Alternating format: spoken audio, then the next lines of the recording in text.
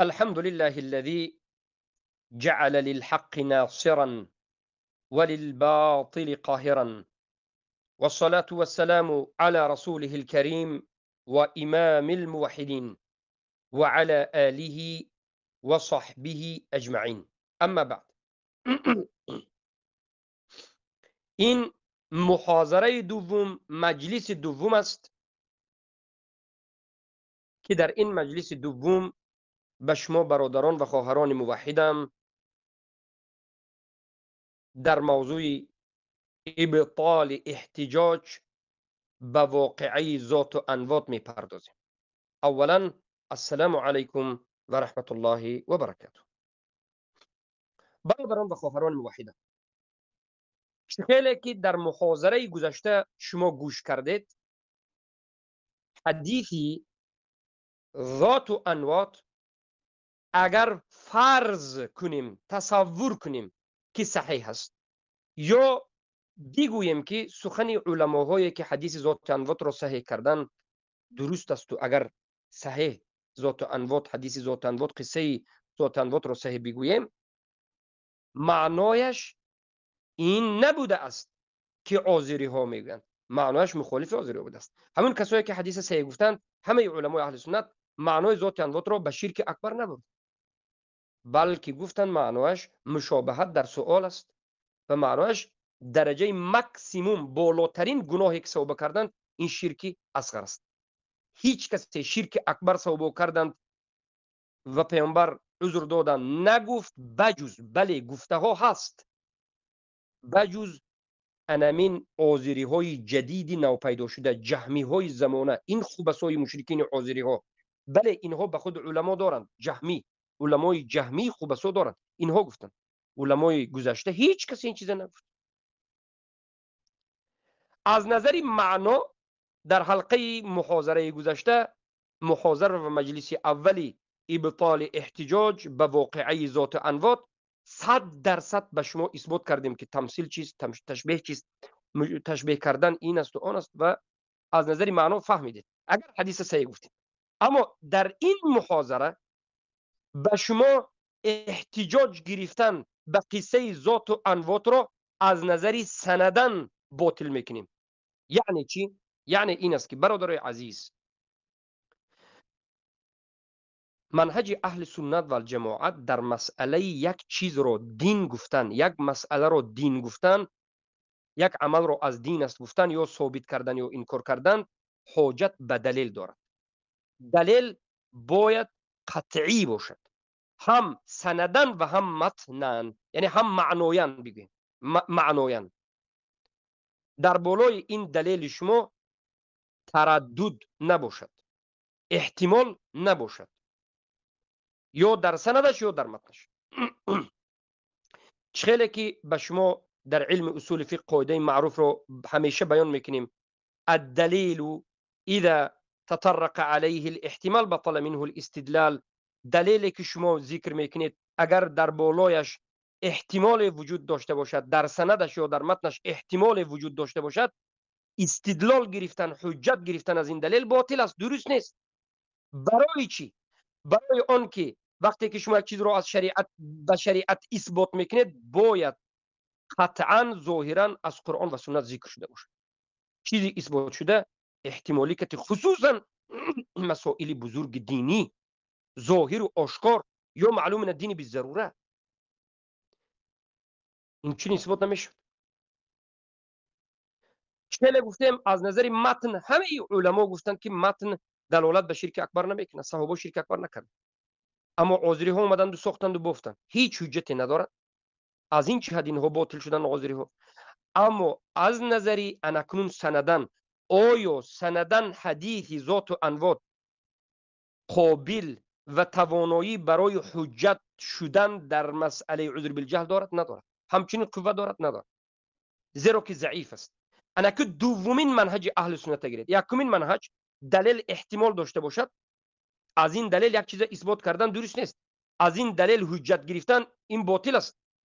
دیگر دلیل بیار، این دلیلی احتمال داره من باب شواهد بیار، معلقات بیار، اما دلیل قطعی اول بیار. دلیل قطعی نباشد این دلیلت قبول نیست. انکون منهج دوم اهل سنت آموز. منهج دوم اهل سنت همین است که اهل سنت عقیده و مسائل دینی خود را در اساس حدیث صحیح قطعی ثابت دلال اثبات میکنه. هیچ کسی اجازت نداده است که در اساس حدیث ضعیف عقیدت رو بگیری. حالا کجا است عقیده؟ در مسائل حدیث ضعیف منهج صحیح همین است که احکام رو، فقه رو، مستحبات رو گرفتن جایز نیست و حرام است.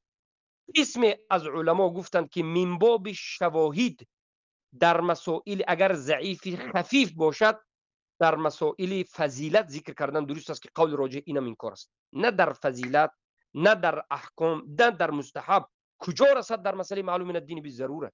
کجا رسد در مسئله عقیده از حدیث ضعیف حجت گرفته نمیشه؟ حدیث ضعیف چی حدیث است؟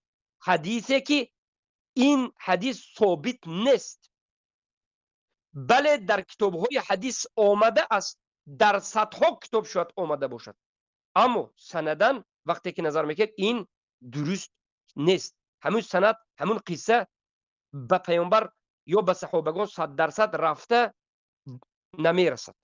در بینش آدم های دروغگو است، یا کش نشنیده است، یا که آدمی راستگو است نشنیده است، یا آدمی مستور الحال است، یا عنعنه است.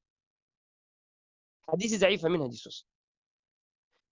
حدیث که ضعیف شد هرگز این حدیث ضعیف آمده اصول دین انکار نمیکند. کسی که یک حدیث ضعیف رو گیرد یا قسم از علما صحیح گفته و قسم از علمای زیادی دیگر ضعیف گفته، بیاد و بگیرد این حدیث رو و در اساس همین حدیث احتمالی رود اصول دین لا اله الا الله محمد رسول الله رو ترک کند، کفر به طاغوت انکار کند، معنای ظاهری لا اله الا الله انکار کند، ملت ابراهیم انکار کند، اسلام انکار کند، این کفر است، این شرک است، این ضلالت است. این بجز منهج شیطان و زینت دادن شیطان دیگر چیزی نیست. چگونه که امروز آذری های خوبسا را دیده ایستادیم از افغانستان و از تاجیکستان و به خصوص از افغانستان که خیلی هم از این طرف از آن طرف میدارن و نام این مشرکین رو در اینجا گرفتن. شرط همه شما میدن. یا اگر بگیریم آشکارش عبدالرحمن فاتح، محمد انصاری یا احراری دیگر یک چوجهش و بعد از این که خود را اهل سنت گرفته، اهل سلف، عقیده سلف گرفته، مردم دارد فریب میدهد. جهل عذر نیست میگد، به قسم جهل عذر است میگد.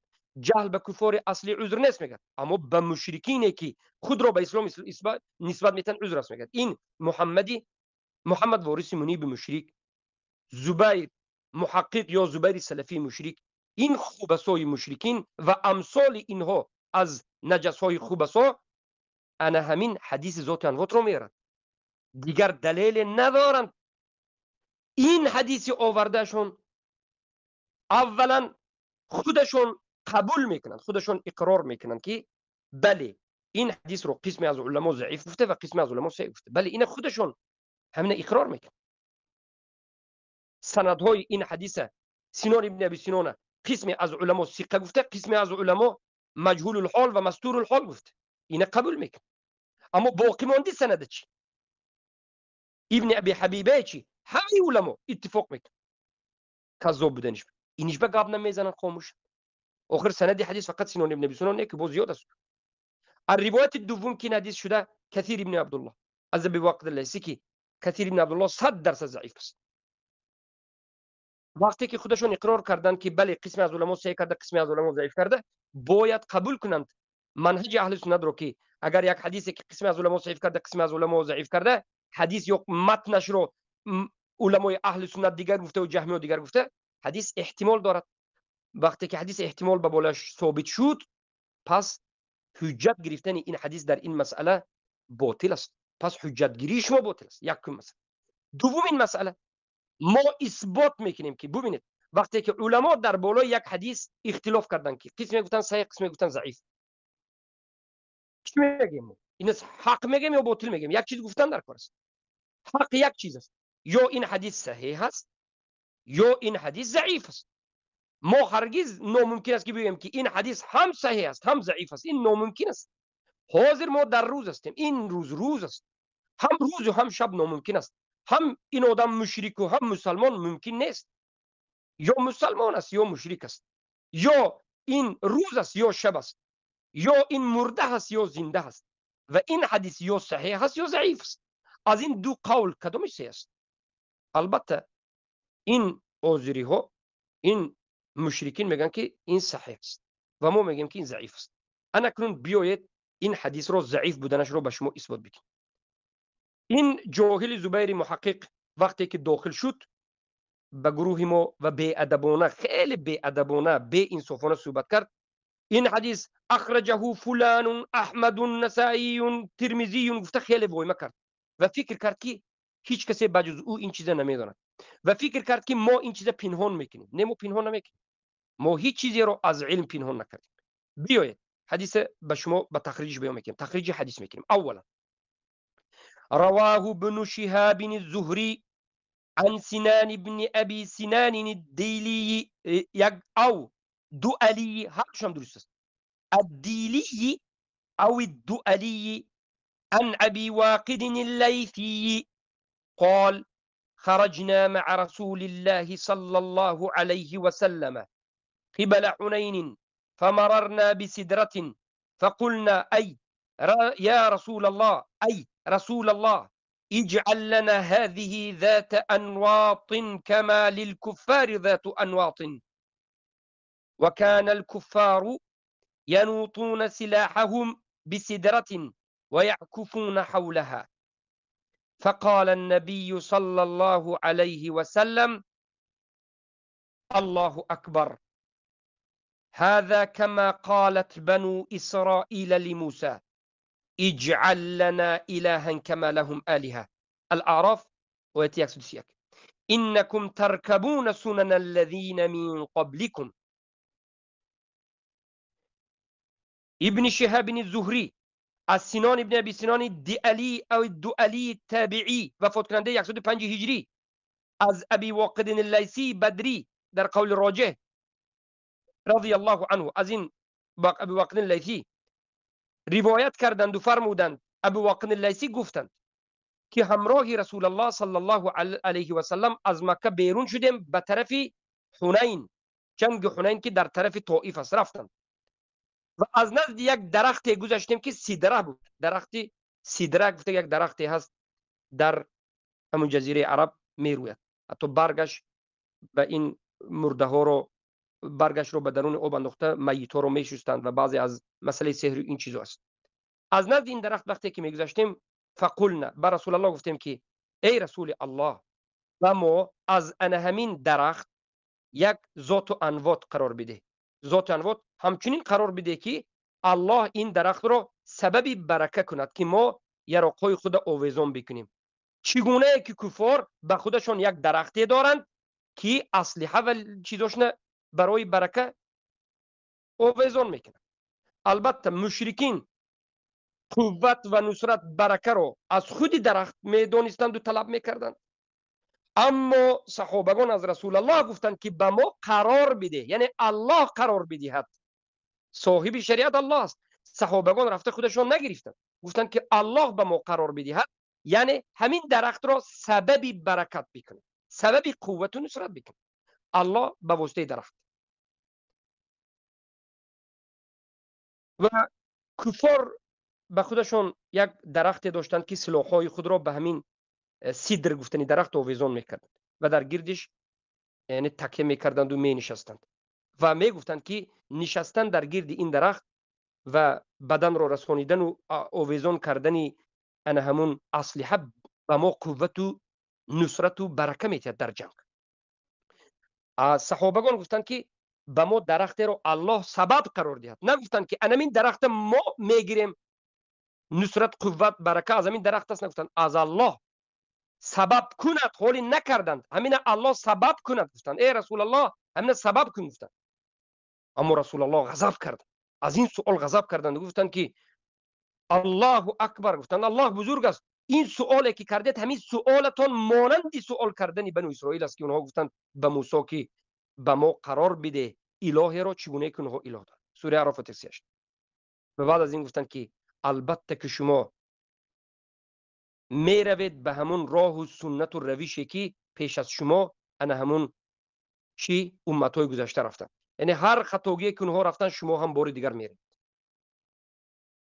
اولا این معنای حدیث است. از معنای حدیث فهمیدید که عذری ها باطل است. سوابق در اینجا شرک اکبر نکرد، مجردی تشبیه در سوال و اگر درجه بالاترین ماکسیموم گناه صحابگان شرکی اصغر بود. برای من علما گفتن که لو فعلوا کفروا، بعد از رسول الله من کردن میکردن سنی کافر میشدن. اما از همین حدیث انا کو ببینید قسم آخرش انکم لترکبون سنن الذی من قبلکم، به دیگر روایت ها خیلی ثابت است. روایت های ابن از جابر، از ابو هریره، از ابی سعید الخدری، علما میگن از بخصوص از جابر، از ابی سعید الخدری انکم لترکبون سنن الذی من قبلکم، از ابو هریره این انا همین قسمش ثابت است، بالاش نه، فقط همین قسمش ثابت است. اگر حدیث رو دیدید که در اون انکم لترکبون سنن الذین من قبلکم دیدید، معناش نیست که ذات و انواع حدیث روایت کردن، فقط همین قسمش روایت کردن.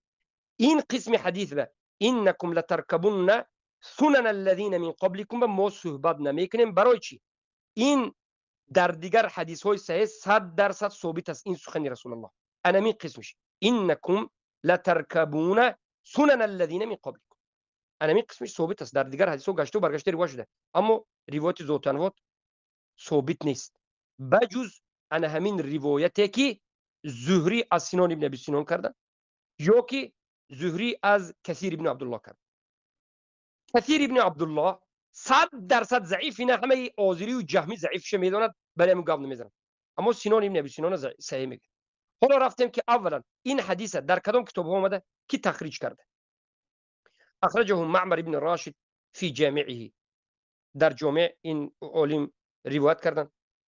چگونه که عبدالرزاق در مصنف مجله 11 صفحه 369 و با رقم 20763 روایت کردن.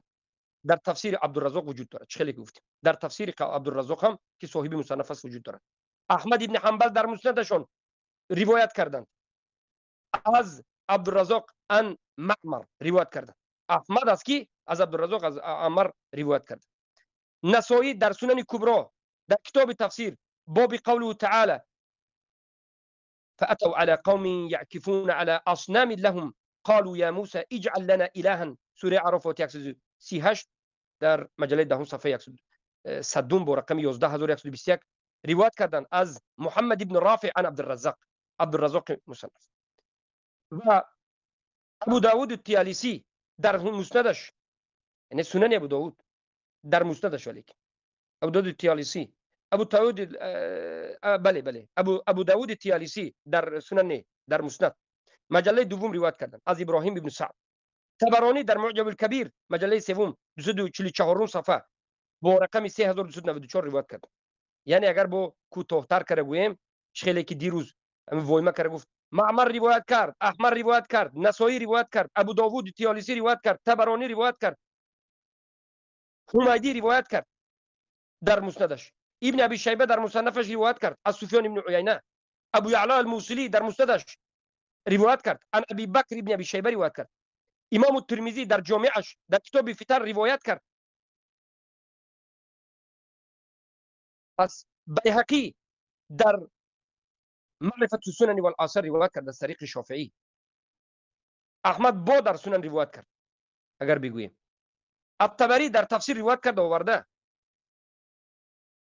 عبدالله ابن مسلمه.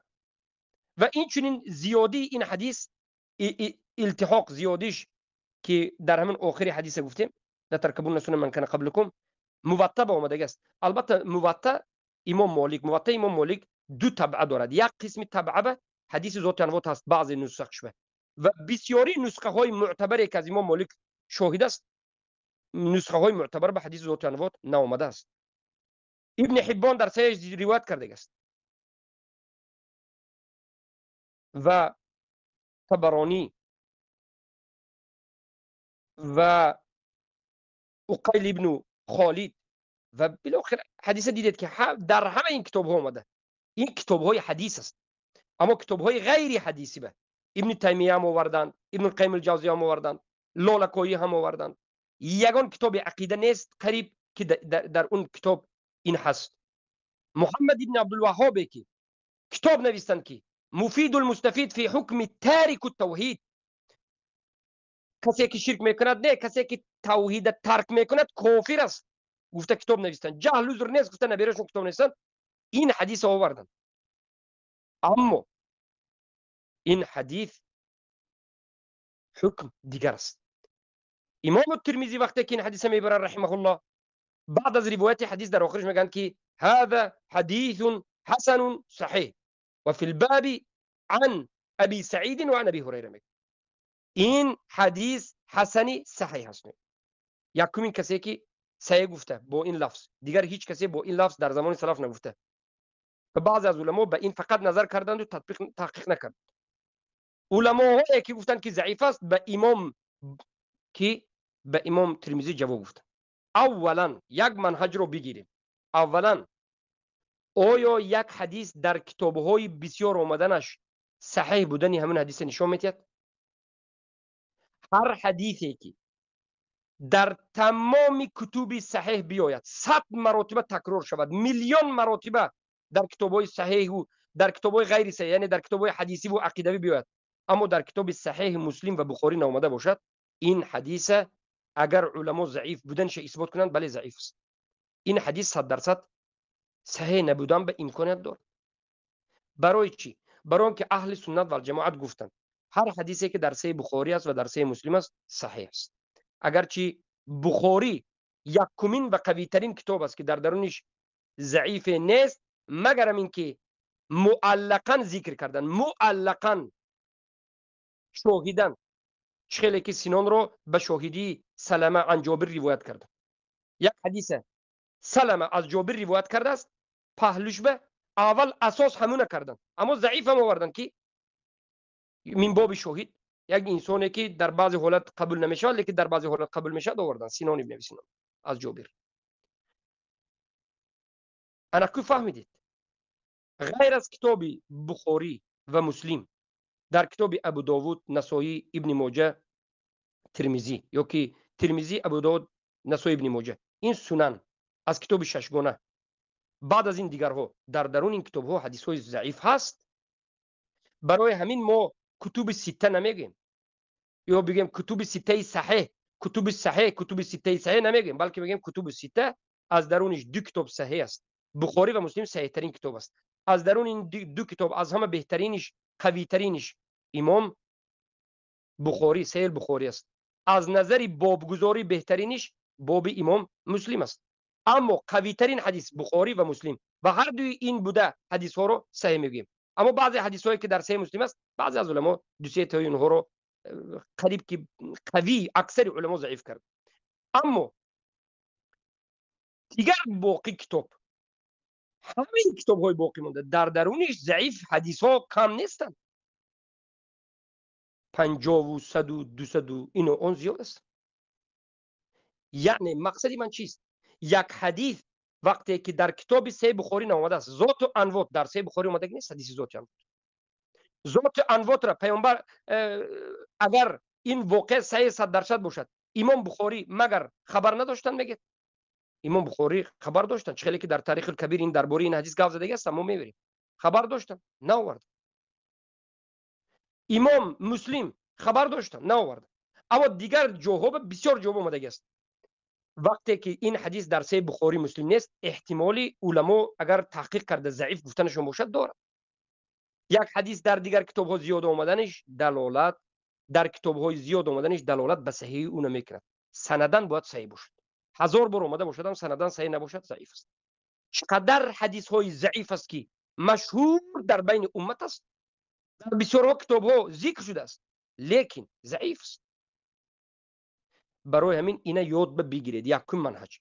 برای چی من میگم؟ برای اینکه وقتی که عازری دیروز اومد و امروز یا روزی دیگر میاد وای ما کرده، احمد روایت کرد، ابو داوود روایت کرد، ترمذی روایت کرد، مصنف عبدالرزاق روایت کرد، طبری روایت کرد، ابن القیم جوزی آورد، گفت این یگون مسئله دیگه نمیگه ضعیف باشد آوردن ممکن است آوردنش. اما اگر گفت که امام بخاری آورد، امام مسلم آورد، ما شکست خورد. بله شکست خورده. اگر امام بخاری و مسلم این حدیث آوردند اگر گفتند که شرک اکبر به درآورد کرد میگفته ما شکست خوردیم. اما اگر امام بخاری مسلم آورده باشند همین حدیثه، ببینید اگر همین حدیث ذات انوات امام بخاری و مسلم آورده باشند هم شکست نمیخوریم. چرا؟ آخر معنای اینه همه امت گفتند که معناش به شرک اکبر دلالت نمیکند. صحابگان شرک اکبر نکردند. کدام وقت عقیده ما شکست میخورد درباره این حدیث؟ کسی بیاد اثبات کند که اثبات کردنش مستحیل است. فرضاً بگوییم در صحیح بخاری و مسلم این حدیث ذات انوات آمد و انیق آمده باشد و بعد از این سخنی سلف بیارد که در حقیقت سلف گفته باشند که این صحابگان شرک اکبر کردند ولی شریعت ما اینها را معذور گفت، رسول الله معذور گفتند، جهل عذر است. بگوید بله ما در این حالت میگیم که جهل در حقیقت عذر نیست. اما این حدیث نه در صحیح بخاری است نه در صحیح مسلم است. یک. ثانیاً همه امت اجماع کردند که معنای این حدیث چگونه که عذری ها میگویند نیست، بلکه این شرک اکبر به کفر اکبر دلالت نمیکند، نزدیکی نمیکند. ثواب نکردند بجز جهمی زبان. اولین نقطه را ان شاء الله فهمیدید. انا کنون نقطه دوم، در انا همین حدیث یک انسان صحابه، این حدیث یگانه صحابه که روایت کرده است و غیر از انا همون صحابه هیچ کسی روایت کرده نیست. این ابو واقد اللیثی و در مکه زندگی کرده وفات کردن. بعضی از علما مکیان گفتن در مکه زندگی کردند و وفات کردند.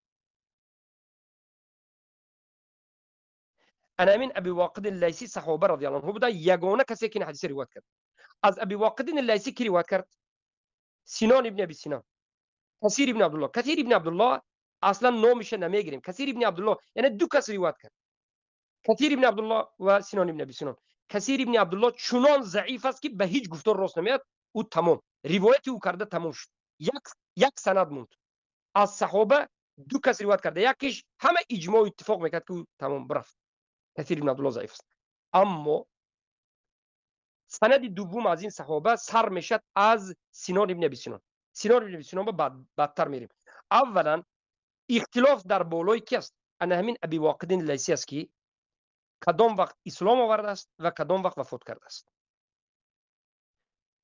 اسلام آوردنش را اختلاف کردند که آیا انا همین ابی واقد اللیثی به جنگ بدر اشتراک کرده بود؟ اگر به جنگ بدر اشتراک کرده باشد پیش از بدر اسلام آورده، یا که چگونه که در حدیث حاضر ما خونده شدیم این حدیث، در این حدیث آمده است که انا همین صحابه گفته شدند که ابی واقد اللیثی ما نو مسلمان شدیم، نو مسلمان شده بودیم. شکلی که در بعضی روایت ها است حدثاء عهد باسلام، حدثاء بالکفر، یعنی نو از کفر جدا شده بودیم، حدثاء عهد بالاسلام، حدیث عهد ما با اسلام جدید بود، جدا شدن ما از کفر نو بود.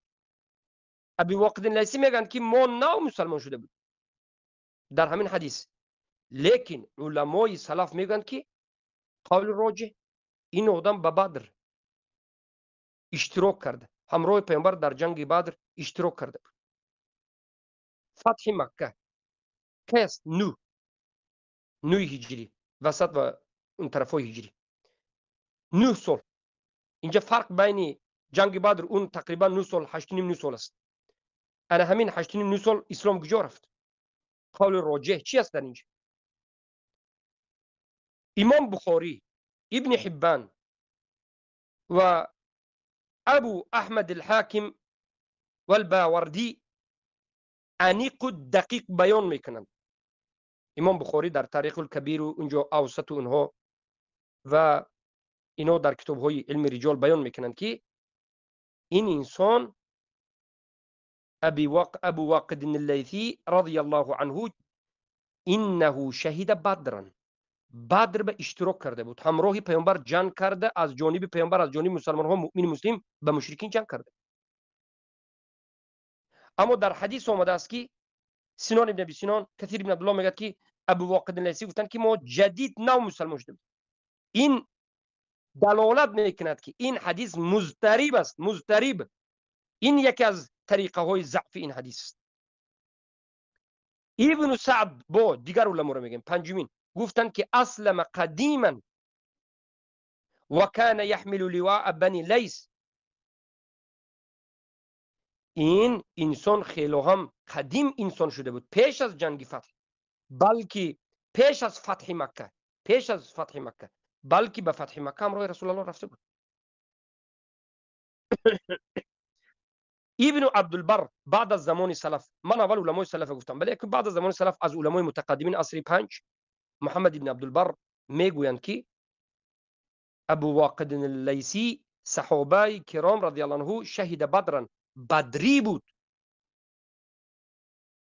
امام الذهبی در تجرید و اسماء الصحابه رضی الله عنهم در کتابش ذکر کرده، میگوید که یعنی از این چیزا، یعنی از امام الذهبی دو چیز روایت میشد، یک در یک جای اشاره کرده قبول کرده، اما رد کردن. بعضی از علما گفتیم که رد کرده بلکه این چیز رو گرفته، لیس بیشه، میگن چیزو نیست. المزی میگوید که فی شهوده بدرن نظر، اختلاف شروع شد. ببینید علمای سلف بخاری و اون گفتن که شاهد بدر است، اما ذهبی، مزی، ابن حجر در کتاب اسامه میگن که ثابت نیست. اما به ابن حجر رد میزنن دیگه علما. مثلا ابو نعیم به ابن حجر رد میزنن، میگه که انه شهید بدر، میگه سخن تو درست نمیگه، بدر بشوش.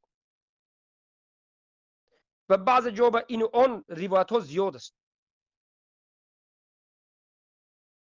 ابو نعیم الاصبهانی در معرفت الصحابه مجله دوم میگوید که در صفحه 758 وقال القاضي ابو احمد في تاريخ شهد بدرا ولكن اراه وهما، یعنی قاضی ابو احمد هم بدر به اشتراک کرده است، لیکن این انسان میگه که من وهم میبینم. ولی که قول راجح چی است؟ علمایی که ما، مشایخی که ما از اونها تعلیم میگیریم، محدثین میگویند که بلکه این انسان اهل بدر بود. صحیح همین است که اسلام آورد اهل بدر بود و ما به علم رجال سلف نظر میکنیم، به امام البخاری و ابن حبان نظر میکنیم. البته پیش از همه امام البخاری، ابن حبان بعد از اینها. امام البخاری یقینا گفتند که بدر است، تمام است. امام اهل علم الرجال بدری بود. اگر این بدری باشد، آیا ممکن است که یک انسان بدری 8 سال پیش مسلمان شده وقتی که حدیث ذات انوات رو نقل میکند بگوید که ما نو مسلمان شده بود؟ نه، اینم یکی از مضطرب این حدیث است. بارک الله فیکم. انا کنون اولین چیز حدیث یکم درباره کی گرفتید؟ اولین درباره ابو واقد اللیثی گرفتید. اینجا صحبت ها زیاد، من در مسئله ابو واقد اللیثی اگر صحبت بکنم کشمکش اینی اون و قول راجح به باز سخت بکشیم، شاید 2 حلقه فقط درباره ابو واقد اللیثی صحبت بکنیم، لیکن قصه را مختصر میکنم. بارک الله فیکم. انا کنون به مسئله دیگر میریم، به مسئله اختلاف وفات. مختصر، بعض از علما 68 هجری وفات کرد گفتن و این علما کم نیستند، خیلی زیاد هستند. و بعضی از علما گفتند که 40 تا بین 50 در بین این وفات کرد. و بعضی علما وفات کرد در سال 668 هجری نه و پایانتر 640 تا 50 گفتند و این هیچ اثری به موضوع ندارد. بارک الله فیکم. خلاصه سخن چیست؟ خلاصه سخن امین است که شیخ میگوید که انه اسلم قدیما و انه شهد بدرا و کان یحمل رايه قومی فی فتح مکه. خلاصه سخن امین که ابو واقد اللیثی اسلام قدیم آورد، بدر اند اشتراک کرد و وقتی که پیامبر صلی الله علیه و آله به فتح مکه رفت، پرچم بیرقی قومش رو برداشته داخل شد. انا همین است. بارک الله فیکم. انا کنون می آیم به روایت دوم انسان. روایت همین حدیثه که دوم انسان است، یعنی از ابو واقد اللیثی حدیث ذات انوات را کی روایت کرد؟ دو کس. یکمینش کثیر ابن عبدالله، همه اتفاق میکنه که ضعیف است، شکی نیست بین این صحیح گفتگی انسان شرمنده است. انا کنون از آزیری ها یگانه کسی که قوی تر میماند سینان ابن ابی سینان است.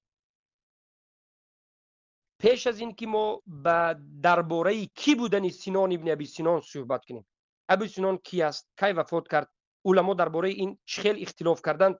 پیش از این که درباره مستورالحال بودن سینان ابن سینان صحبت کنیم، ما پیش از این دیگر چیز صحبت میکنیم. ما چرا این حدیثی ذات انوات صحیح میگیم؟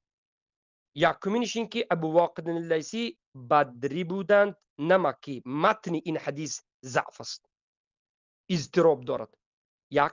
ثانیا سندن بمیگذاریم. از سند یکمین مشکلی سند این است که انقطاع وجود دارد. همه ما در علم مصطلح الحدیث میدانیم، البته آزیری های امروزه جهلا از این کسایی که به ما مخالفت میکنند در مسئله علم حدیث که جاهل هستند.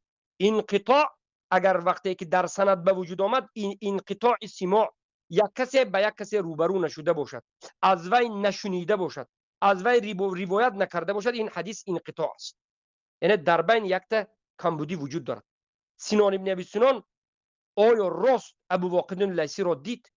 آیا سینان ابن ابی سینان از ابو واقد اللیثی روایت میکرد در اساس علم حدیث؟ عادت سینان ابن ابی سینان چی بود؟ از کدام صحابه سینان ابن ابی سینان زیادتر روایت میکرد؟ سینان ابن ابی سینان اهل کجا هست؟ ابو واقد اللیثی اهل کجا است؟ مفردات سینان ابن ابی سینان از غیر اهل مدینه که اهل مکه باشد یا دیگر جا باشد قبول است یا نیست؟ انا این است علم حدیث. سینان ابن ابی سینان اولین مشکلی که در سند این حدیث است، متن ما بیان کردیم، بله متنن معناش بیان کردیم. این چنین متنن ابو واقد اللیثی بدری هستند و نه در جنگ فتح مسلمان شدن، بلکه پیش مسلمان شدنش نگفتیم. دو مشکلی. سومین به سند میگذاریم. از سند این حدیث، سندش دوری دراز است. یکمین کس به نظر میکنیم بعد از صحابه تابعی روایت کرد، تابعی سینان ابن ابی سینان. یکمین مشکلی در این سینان ابن ابی سینان چی است؟ انقطاع بین سینان ابن ابی سینان و بین کی است؟ شنیدن سینان ابن ابی سینان ابو واقد اللیثی است. این رو در علم مصطلح حدیث انقطاع میگن، عدم السماع، نشنیده است. علمای محققین امروز محدثین میگن که سینان ابن ابی سینان نشنیده است. به مانند همه محدثین زمان نظر بکن. علامه ناصر الفخر در این مسئله دو تحقیق دارد، تحقیق آخرش نظر بکن. نایک نظر بکید که یک از محدثو است. اول حمدان نظر بکنید، گفتگو بکید در این باره. محققین زمان که تمام سخنهای سلف جمع کرده در این باره، علمای محدثین چی سندهاش ذکر همیش موجود است. گفتند که انقطاع بین سینان ابن ابی سینان و از واقد اللیثی است. سینان ابن ابی سینان از ابی واقد اللیثی حدیث نشنید، ثابت نیست. پس وقتی که ثابت نیست حدیث ضعیف شد. حدیث برای چی ضعیف شد؟ به سبب انقطاع، تواصل وجود نامد. فسنان ابن ابي سنان لم يسمع من ابي واقد بل لم يلقه.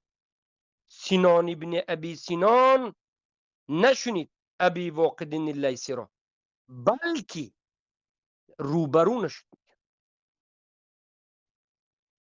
روبرو نشد، تاریخی وفات و تاریخی اینا آوردند، جای وفات آوردند، کوچک بودن اینا آوردند. کسانی که گفتند که قول راجح وفاتش از 40 هجری تا 50 در بین همون است، بعد از این روز تولد اینا آوردند که خردسال و این است و بسیار این مسئله نازک است، نشوند. و هذا هو، این رأی کی، این سخنی کی؟ سنان ابن ابی سنان ابی واقد اللیثی را از ابی واقد اللیثی نشنیده است، حتی روبرو نشده است. این سخن از کی این علما ذکر کردند؟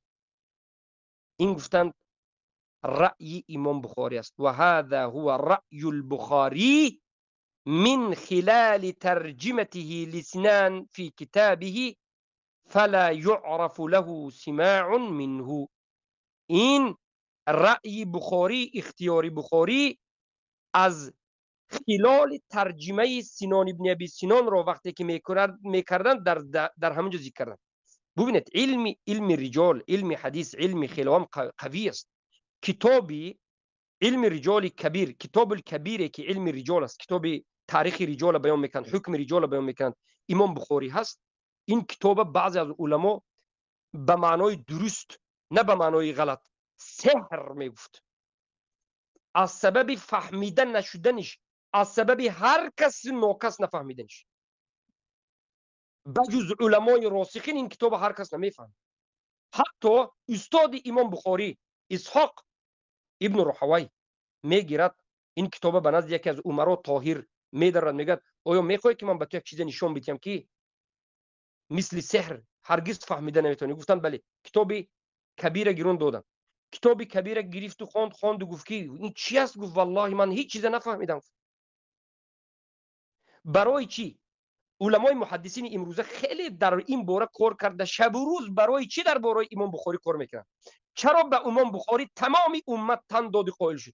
برای که امام بخاری خیر و هم طریقه های قوی داشتن در علم حدیث، علم رجال، علم روایت و غیره.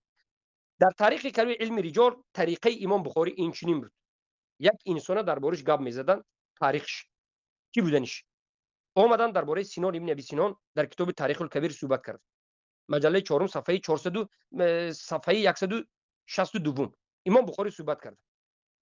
گفت سینان ابن ابی سنان الدؤلی ثم الجدری سمع جابرا و ابا هریره و حسین ابن علی. بله، سینان ابن ابی سینان الدؤلی تابعی وفات کرده 505 هجری حدیث روایت کرده است. بله، صحیح روایت کرده است. بله، در حقیقت شنیده است از بعضی صحابه. ولی ما صحیح بودنی خود سینان ابن ابی سینان ضعیف است یا نیست ما میریم ولی در پایان، ولی میریم که ضعیف است یا نیست. حالا گپ درباره این که بله در کجا هستیم بگو. حالا ما درباره صحیح یا ضعیف بودن سینان ابن ابی سینان که مجهول است یا نیست سخن نمیکنیم. سخن ما درباره این است که سینان ابن ابی سینان آیا شنیدند از ابی واقد لیثی یا نه؟ ابی واقد لیثی، سینان ابن ابی سینان اگر صحیح گوید هم حدیث ذات انواع صحیح نمیشه. سینان ابن ابی سینان ثقه گوید هم 100% ثقه، سینان ابن ابی سینان به گاب نیست، زور آدم گوید هم همه دنیا یک تشوت هم حدیث ذات انواع ضعیف است. چرا؟ برای که سینان ابن ابی سینان نشنیدند، حدیث ذات انواع نشنید از ابی واقد لیثی. امام بخاری گفتند که سینان ابن ابی سینان دؤلی جدری شنید حدیث از جابر فقط شنیده روایت میکرد، از ابو هریره و حسین ابن علی. و طریقه امام بخاری در علم حدیث همچنین بود که علم شنوایی سماع، کسی که روبرو شنیده باشد اول همون ذکر میکردند و بعد از این یک روایت دیگر ذکر میکردند و میگذاشتند، یعنی ندیده هاش ذکر میکرد. سینان ابن ابی سینان بکی روبرو شد حدیث از او روایت کند آوردنش ممکن است و بکی روبرو نشد از او حدیث روایت کرد آوردنش ممکن نیست ذکر میکردند. اول امام بخاری آوردند که بله سینان ابن ابی سینان از جابر درق جابر دیدگی است شنیدگی است، ابو هریره دیدگی است شنیدگی است، حسین ابن علی را دیدگی است شنیدگی است، روایت از او کرده است. شکل که معلقا خودشون حدیث سینان ابن ابی سینان از جابر دادن، لیکن همین هم معلقا، زیرا که در نزد امام بخاری سینان ابن ابی سینان مستور الحال بود، حدیثش مطلق در یک مسئله خودش نمی آوردن، معلق شاهد کتی حدیث جابر، حدیث سینان ابن ابی سینان آوردن بعد از حدیث سلمه از جابر. سلمه این به شک نیست که ثقه است. قال ابن اسحاق، ابن اسحاق گفتند الدؤلی ثم الجدری. پس در دوامش گفتند وقال لنا ابو صالح حدثني الليث حدثني عقيل عن شهاب اخبرني سنان بن ابي سنان الدؤلي ثم الجدري عن ابي واقد الليثي سمع النبي صلى الله عليه وسلم لتركبن سنن من قال قبلكم. امام بخاری اول گفتند که ابو واقد الليثي شنید از جابر، از ابو هریره، از حسین، و بعد از این دیگر کس نگفتن که سنان ابن ابی سنان از ابی واقد الليثي صحابه شنید، نگفتن. چرا؟ و بعد از این در پایان گفتند که و گفت برای ما ابو صالح، ابو صالح به ما گفت، یعنی ابو صالح به امام بخاری گفت که لیث گفت، عقیل گفت، ابن شهاب گفت، از زهری، یعنی که سنان ابن ابی سنان از کی هم از ابی واقدین لیثی هم شنیدگی هست. و حدیثی امیل لترکبون سنن من کان قبلکم گفتند. ولیکن با وجود همین هم امام بخاری نگفتند که بله 100% این شنیدگی ثابت است. ابو واقد لیثی را از جمله شنیده های سنان ابن ابی سنان نکرد. پس این دلالت میکرد که امام بخاری اثبات نکردن شنیدن سنان ابن ابی سنان به ابو واقد لیثی را و این را محدثین گفته است. من سخن علما را خونده استم. انا کو فهمیدید؟ برای چی حدیث ذات انوات از نظری سندش ضعیف است؟ یکمین راه، یکمین وجه یا یکمین ضعیفی این حدیث ذات انوات از نظری سند این است که سنان ابن ابی سنان ابو واقد لیثی را نشنیده است. شیخ میگویند که من خلال النظر في هذه الترجمة يتبين لنا أن البخاري أثبت سماعه من جابر وأبي هريرة وحسين بن علي ثم ساق له حديثه عن أبي واقد يريد بذلك بيان أنه لم يسمع منه ولهذا لم ينص على سماعه منه مع من أثبت سماعه منهم. نايك میگد که خلال این ترجمه که امام البخاری در تاریخ الکبیر مجله 4 صفحه 162 از سنان ابن ابی سنان کردند، سخن عاقبتش همین است که گفتند بارک الله فیکم.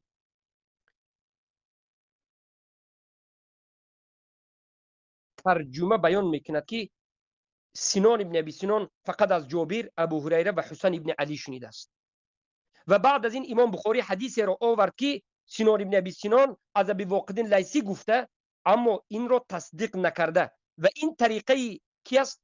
طریقه امام بخاری است که هر صحابه را هر تابعین را از کدام صحابه شنیدنش را انیق میگوید، اما اگر از کسی نشنیده باشد و روایتی یک ثابت شده یک روایت در بین مردم باشد لیکن این نشنیده باشد، بعد از این یک بار اون ذکر میکرد. یعنی امام بخاری اول گفت که جابر، ابو هریره و حسین ابن علی شنید و بعد از این حدیث روایت آورد که از ابی واقد اللیثی سنان ابن ابی سنان این روایتی که است این صحیح نیست، این نشنید، این انقطاع وجود داره. این بود طریقه که امام البخاری در تاریخ کبیر چه که شیخ میگن یکی از علمای دیگر میگن در مسئله این حدیث وعادة البخاري من خلال الاستقراء أنه إذا ذكر سماع الراوي من بعضهم ثم جاء بحديث في الترجمة له عن راو آخر لينبه على أنه لم يسمع منه. اگر امام بخاری طریقشون همین بود که یک آدم تابعین گویند که از فلان فلان فلان صحابه شنیده است و بعد از این یک آدمی که در بالا ذکر نکردند روایت حدیث او را بیارد، این دلالت میکرد که نشنیدند. به مانند سنان گفتند که سنان از جابر شنید، از ابو هریره شنید و از حسین ابن علی شنید، اما ابو واقد نگفتند که از ابو واقد لیثی شنید، اما در پایان روایت را آوردند که در این روایت از ابو واقد لیثی سنان شنید. این دلالت میکرد که این ثابت نیست، این ضعیف است. بارک الله فیکم. اگر این ثابت میشد گفتند این معلقا ذکر میکرد.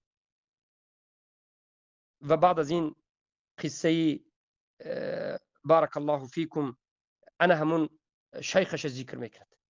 شیخش اسحاق ابن الراهوی زمانی که امام بخاری کتاب تاریخ کبیر تصنیف کردند، گرفتند عبدالله ابن طاهر به داخل شدند و گفتند که ایها الامیر الا اریک سحرا، ای امیر آیا میخواهی من به تو یک سحر نشون بدم؟ سحر به معنای اینکه چیزی نه به معنای شرعی لغوی. و بعد از این نظر کرد فنظر فيه عبدالله ابن طاهر فتعجب منه وقال لست افهم تصنیفه. نظر کرد نفهمید و گفت که من تصنیف امام بخاری در مسئله تاریخ کبیر نفهمید. هر کس نمیفهمد بخصوص عذری های خوب است، زیرا که طریقه امام بخاری همچنین بود. پس برادران عزیز، اولین چیزی که ما در اینجا ذکر میکنیم همین است که حدیث ذات انوات رو ابو واقد لیثی مکی بودند و این سنان ابن ابی سنان مدنی بودند. سنان ابن ابی سنان از جابر، ابو هریره و حسین ابن علی روایت کردند که مدینه، اما یگان مرتبه از مکین روایت نکردند و بخصوص ابی واقد لیثی. و علمای گفتند که تاریخ وفات و تاریخ واخوردن اینها اصلا ثابت نیست. اگر ما وفات کردن ابوواقد لیثی رو بگیریم به قول راجح بعد از 40 تا 50 و تولد شدن و نشأت یافتن سینان ابن ابی سنان رو بینیم، اینها هرگز روبرو نشدند، هرگز روبرو نشده سینان ابن ابی سنان به ابوواقد لیثی وفات کردند، روبرو نشده وفات کردند. یعنی چی خیل ابوواقد لیثی یگان مراتبه به نزد شهر سینان ابن ابی سنان در حالت زنده بودن و تولد شدن سینان ابن ابی سنان نآمد. سینان ابن ابی سنان هم در حالت زنده بودن ابوواقد لیثی به مکه نرفت. چطور این حدیث روایت کرد؟ وقتی که یکدیگریشون رو ندیدند، به همدیگر ملاقات نکردند، این حدیثی ذات انواع چگونه روایت شد؟ انامین نومش انقطاع السماع است و یکمین ضعیفی حدیث ذات انواع انا همین الانقطاع عدم السماع هست. بارک الله فیکم. ان شاء الله به شما فهمو شد. من فکر میکنم با همین این حلقه محاضره دوم ابطال و احتجاج به واقعه ذات انوات رو به پایان میرسونیم و در حلقه سوم به شما دیگر ضعیفی دوم سبب ضعف ذات انوات رو که خود سینان ابن ابی سنان یک و بعد از این در دوام تا آمده رسیدن به دیگر انسان ها دیگر دوامی سند نظر میکنه و ضعیفی اینه با در حلقه دیگر بیان میکنیم. سبحانك اللهم بحمدك اشهد ان لا اله الا انت استغفرك واتوب اليك.